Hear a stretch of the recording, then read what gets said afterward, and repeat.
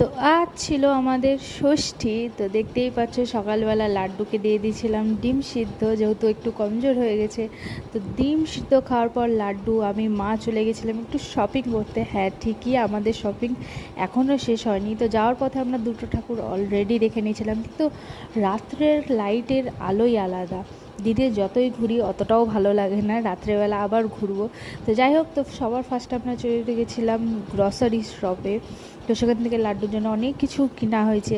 তারপর ওখান থেকে আমরা চলে গেছিলাম শুতে, বেঙ্গল শু হাউসে, নামও ভুলে গেছি। যাই হোক, তো এখান থেকে লাড্ডুর জন্য দুটো কিউটো জুতা কেনা হয়েছে। তো আসার পথে আমরা দেখো এই স্টলটার মধ্যে আমরা কী বললো জুস খেয়ে নিচ্ছিলাম।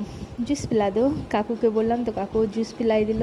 তো ওখান থেকে আমরা চলে গেছিলাম বাজার কলকাতাতে। আগে স্টাইল বাজারে আমরা বেশিরভাগ যেতাম, কিন্তু বাজার কলকাতাতে দেখলাম ওখানকার কালেকশনও খুবই ভালো, প্লাস প্রাইসটাও একদম মোটামুটি ঠিকই আছে। তো সেই জন্য ওখানেই চলে গেছিলাম। আর প্রত্যেকটা বাজারের মধ্যে এই কর্নারগুলো আমার খুবই ভালো লাগে। এই যে বাচ্চাদের ড্রেসগুলো হয় দেখতে এত ভালো লাগে, বলার বাইরে। তো সেগুলাই দেখতে দেখতে দেখো এখানে আমার মা তো অনেক শপিং করেছে, প্লাস আরও কুর্তি দেখতে লাগছে যে না আমি এগুলাও নিব। আমি বলছি তুমি আর কত নেবা, যেহেতু এগুলাতে সবগুলাতে মিনিমাম 55% অফ ছিল, সেই জন্যে। তো দেখো ওই পুচকিটার সাথে গিয়েও দেখা হলো বিল করতে গিয়ে।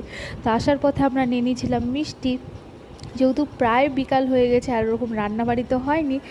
তো সেই জন্য আমরা ওই দিন মিষ্টি খাই সারাবেলা কাটাই দিছি। আর বাড়িতে আসার পর দেখো মিষ্টি আমি দেখাচ্ছি খুলে, সিঙ্গারা মিষ্টি, মানে এত জন্ম পর মনে আমি সিঙ্গারা মিষ্টি খাইছি কি আর বলবো।